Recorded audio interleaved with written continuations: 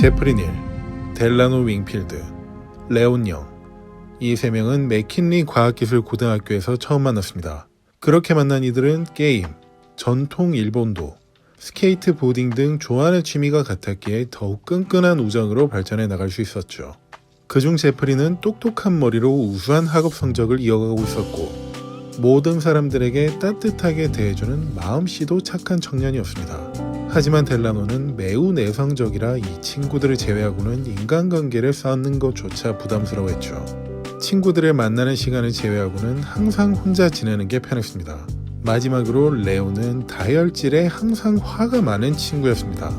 여러분들도 쉽게 떠올릴 수 있는 그런 친구들 중 하나였죠. 어쨌든 이 친구들의 우정은 각자 부모님들도 친하게 지내고 있을 정도로 꽤나 두터웠고 고등학교를 졸업 후 어느 날 제프리는 어머니에게 이런 의견을 냈습니다. 엄마, 할 말이 있는데 잠시만 시간 괜찮을까요? 그래, 무슨 일이니? 델라노하고 레온이랑 이야기해봤는데 그러니까 모두 함께 지내는 게 어떨지에 대해서요. 거처는 셋 중 한 집으로 하기로 하고 각자 부모님한테 말하기로 했거든요. 혹시 따로 떨어져 있는 우리 다른 집에서 함께 지내는 거 괜찮을까요, 엄마? 같이 지내고 싶을 정도로 보고 싶은 거니? 엄마가 불편하면 안 된다고 하면 되니까 그냥 생각해보고 결정해 주실래요? 뭐 알겠다, 그렇게 하렴. 대신 관리비나 세금은 너희들이 알아서 내야 한다. 알겠지? 아, 고마워요, 엄마. 제프리의 어머니인 데니스 워싱턴 씨는 아이들이 나쁜 길로 빠지지 않도록 옆에서 지켜보는 것도 나쁘지 않다고 생각했기에 흔쾌히 승낙했습니다. 그리고 델라노와 레온의 어머니에게 연락하여 그 집에서 지낼 수 있도록 도와주겠다고 얘기를 전했죠. 고등학교 재학 시절 큰 사고는 치지 않았던 아이들이라 큰 걱정은 하지 않았지만 이 친구들이 함께 지내기 시작하면서 큰 문제가 눈에 보이기 시작했습니다. 메트로폴리탄 경찰국입니다. 여보세요? 옆집이 요즘 밤마다 너무 시끄러워서 신고하려고요. 참으려고 했는데 도저히 안 될 것 같아서 연락드려요. 신고자는 제프리와 델라노, 레온이 함께 살고 있던 집의 이웃이었고 현장에 출동한 경관들은 완전 클럽이 된 것처럼 시끄러운 음악이 흘러나오는 집을 마주할 수 있었습니다. 당시 집주인인 제프리는 외출 중이었고 레온이 여자애들과 다른 친구들을 초대하여 술과 대마초를 즐기고 있었던 것이었죠. 결국 레온은 불법 대마 소지 및 남용 혐의로 약식 기소 및 벌금형을 받았고 집주인이었던 제프리는 이 사실을 알고 난 후 그와 심하게 다투기 시작했습니다. 게다가 공과금이나 관리비를 내기 위해 함께 모으던 돈을 레온이 그런 곳에 모두 써버렸다는 사실까지 알게 되자 다툼은 더욱 잦아졌습니다. 세금이 밀려 집에서 전기나 물이 안 나오는 상황까지 갔으니까 말이죠. 그렇게 행복하게만 지낼 것만 같았던 이들의 보금자리는 점점 최악으로 치닫는 듯 보였고 결국 레온은 그로 인한 스트레스로 병원에 입원을 하게 되었습니다. 그리고 병원에서 내린 결론은 신경쇠약증으로 인한 입원 치료였죠. 전기도, 물도 나오지 않는 집에서 항상 친구와 다투고만 지냈으니 그럴 만도 했습니다. 이 모든 상황을 제프리를 통해 듣고 있었던 데니스 씨는 직접적인 관여를 하지 않았습니다. 공과금과 같은 관리비 정도는 데니스 씨가 내주어도 되는 상황이었지만 제프리가 끝까지 거부하며 스스로 해결하겠다고 주장했기 때문이었죠. 그리고 약 2주 정도가 지나 레온은 퇴원하여 다시 집으로 돌아왔지만 상황은 조금도 나아지지 않았습니다. 집주인인 제프리와 다툼은 다시 시작되었고 어느 날 제프리는 앰뷸런스에 실려 병원에 입원하게 되었습니다. 다투다가 분을 참지 못한 레온이 칼을 휘둘렀고 그때 손으로 막던 제프리의 손가락이 거의 잘려나갔기 때문이었죠. 최악의 상황이었습니다. 지금 이 상황에서 여러분들은 한 가지 궁금증이 있을 듯합니다. 이렇게 심각한 상황에서 제프리와 레온이 계속해서 다투고 있는데다가 칼부림까지 일어났는데 나머지 친구인 델라노는 어디서 뭘 하고 있길래 언급조차 안 되는 거야? 라는 것이죠. 무기를 사용한 특수폭행 혐의로 기소된 레온의 사건을 조사하기 위해 집을 조사하기 시작한 MPD 형사들은 델라노의 존재조차 전혀 모르고 있었습니다. 감쪽같이 어디론가 사라져버렸기 때문이었죠. 제프리와 레온은 델라노의 행방을 전혀 모른다고 이야기했고 그로부터 약 3주가 지난 시점에 델라노의 할머니 폰으로 문자 하나가 왔습니다. 할머니, 저 유럽으로 가고 있어요. 나중에 다시 연락할게요. 할머니는 이상하게 생각할 수밖에 없었습니다. 비행기 값은커녕 집 수도세, 전기세도 내지 못할 정도였는데 유럽 여행이라니 말도 안 되었으니까 말이죠. 결국 그녀는 제프리를 만나 델라노의 행방에 대해 추궁하기 시작했고 그는 전혀 아는 바가 없다고 대답할 뿐이었습니다. 그리고 기소된 레온은 피해자인 제프리의 선처 덕분에 집행유예로 풀려날 수 있었고 둘은 다시 그 집에 함께했습니다. 그런데 항상 시끄러웠던 그 집은 그로부터 며칠 후부터 조용해졌고 사람들의 걱정을 사는 일은 일어나지 않는 듯 보였습니다. 그리고 2014년 6월 아주 무더웠던 어느 날 계속해서 연락이 닿지 않던 제프리를 만나러 두 삼촌이 그 집을 방문했습니다. 그런데 이상하게도 정문은 열려 있었고 그 문을 열고 들어가자 뭔가 이상한 냄새를 맡을 수 있었습니다. 그리고 그 냄새의 진원지를 따라서 2층으로 올라가기 시작했고 냄새는 점점 강해졌지만 2층 어디에도 이상한 부분은 보이지 않았습니다.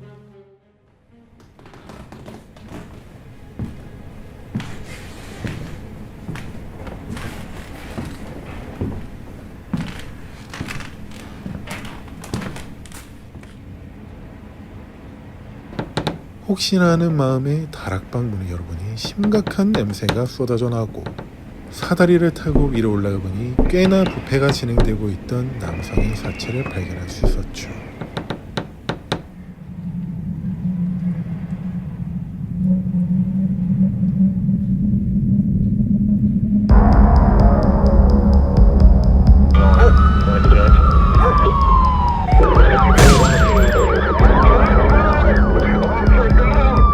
다락방에서 사체를 발견한 제프리의 삼촌은 다급하게 경찰에 신고를 했습니다. 태어나서 처음 마주한 광경에 충격을 받고 경찰이 도착할 때까지 제정신을 차릴 수 없을 정도였죠. 그리고 곧 현장에 도착한 MPD 형사들은 얼마 전 레온의 사건을 조사했던 사람들이었습니다.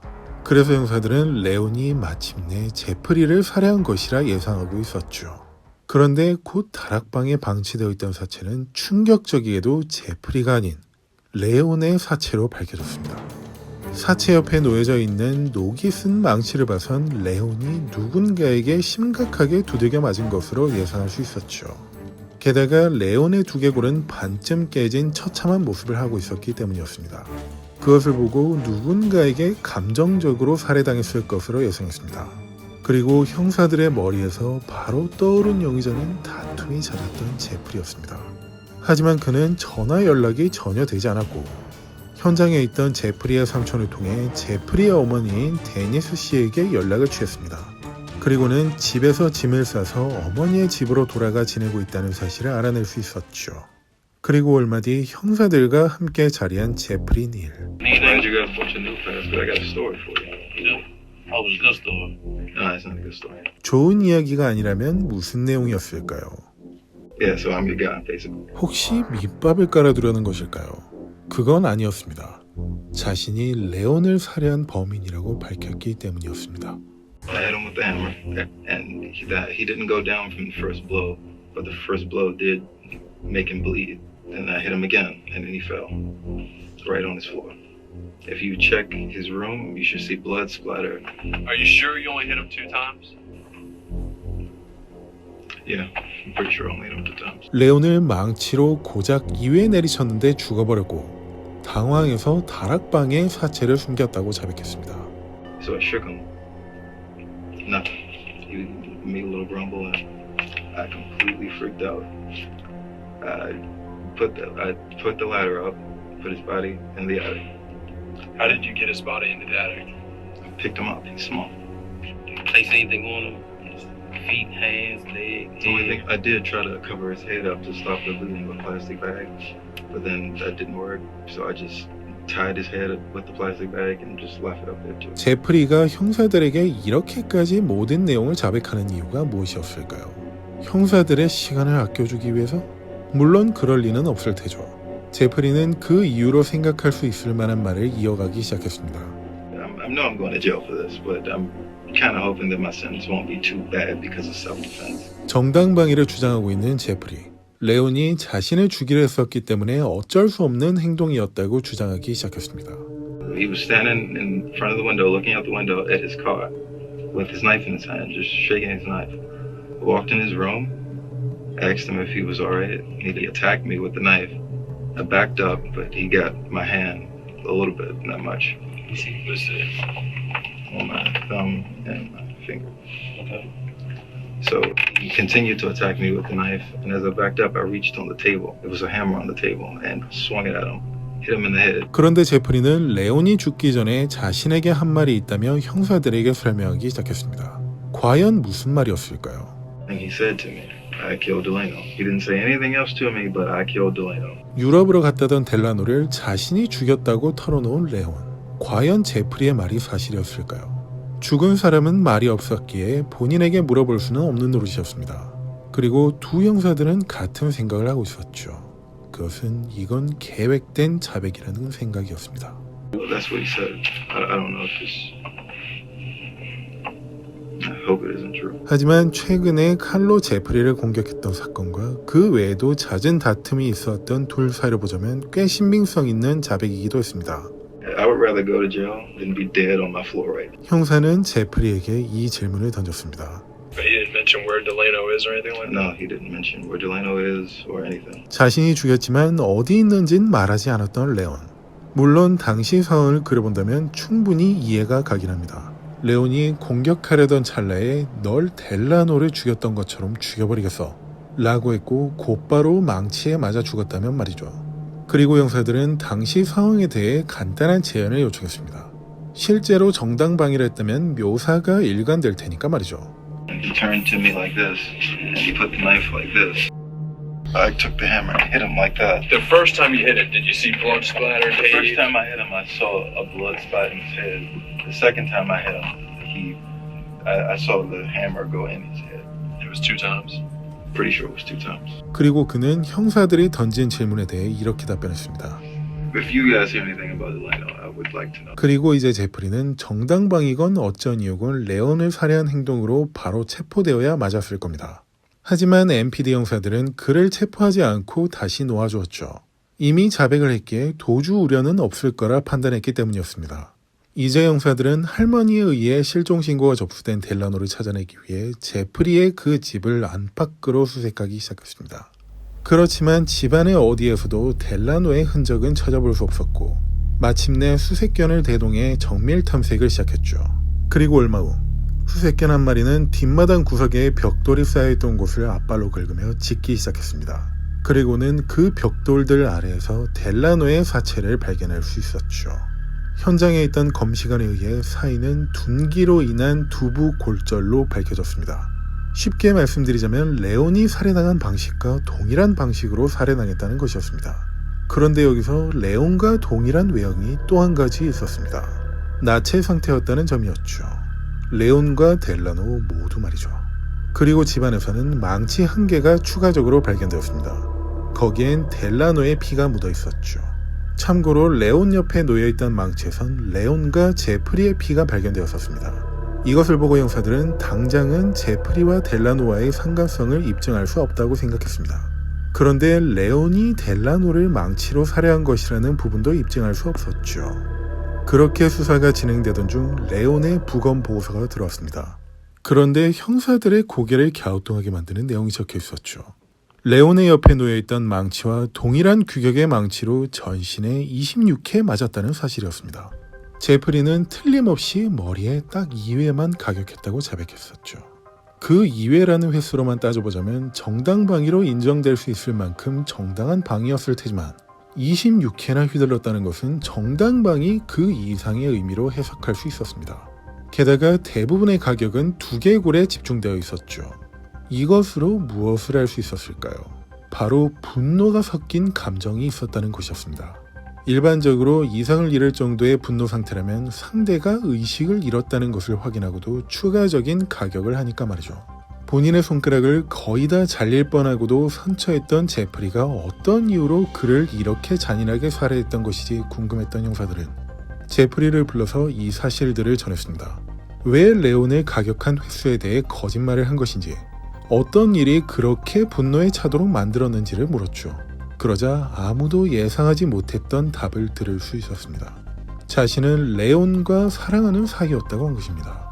그런데 이 말을 들은 형사는 다소 이해할 수 없다는 표정을 지을 수밖에 없었습니다. 이들 모두 한때 여자친구를 사귀기도 한 이성애자로 알려져 있었기 때문이었죠. 처음부터 레온과 델라노를 사랑했던 건 아니었어요. 그러다가 학교를 졸업하기 얼마 전부터 레온과 사랑하는 관계로 지내고 있었습니다. 델라노와는 그때까지도 그냥 친구 사이였죠. 그러다가 몇 달 전에 전 이제 델라노를 사랑하고 있다고 레온에게 이야기했었습니다. 그 사실을 알게 된 후부터 레온은 질투심으로 항상 싸움을 걸어왔어요. 말로써 타이르고 했는데 충분하지 않았죠. 이 말로 보자면 레온이 질투심에 눈이 멀어 델라노를 먼저 살해하고 제프리도 살해하려다가 죽음을 당했다라고 정리할 수 있습니다. 그리고 사건을 정리하고 있던 한 형사는 그의 자백에서 실제로 발견된 증거와 비교했을 때 상당히 의심스러운 부분이 있다는 것을 알아냈습니다. 그가 경찰국에서 형사들에게 레온은 양말만 신고 모두 벌거벗은 상태였다고 진술했었습니다. 자신이 그를 정당방위로 살해했을 당시에 말이죠. 왜 옷을 벗고 있었는지에 대해서는 확실히 말하지 않았습니다. 어쨌든 이상한 점은 이 부분이었죠. 레온은 완전히 나체였다는 사실이었습니다. 그런데 죽은 줄 알았던 레온이 간신히 깨어나서 양말을 벗고 다시 죽기라도 했던 것일까요? 그럴 리는 없겠죠.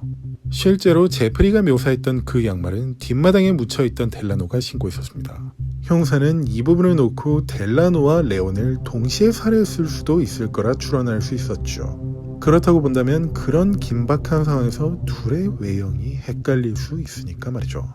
이 사실을 워싱턴 DC 지방검사에게 알렸고 곧 제프리는 2건의 1급 살인 혐의로 구속 기소되었습니다. 처음부터 너무 당당한 모습으로 자백했던 점, 결정적인 외형을 헷갈린 점, 서로 사랑을 나눈 사이였다는 점을 근거로 들어서 말입니다. 해당 검사는 몇 달 뒤 열린 재판에서 배심원단을 향해 이런 주장을 펼쳤습니다. 피고는 레온을 차버리고 델라노와 사귀었기 때문에 이런 일이 일어난 것이다 라는 내용으로 진술했었지만 실제로는 자신을 배신하고 서로 사랑을 나누고 있던 레온과 델라노를 집에서 목격하고 분노심에 이성을 잃고 망치로 둘을 잔인하게 살해한 것이다 라고 말이죠.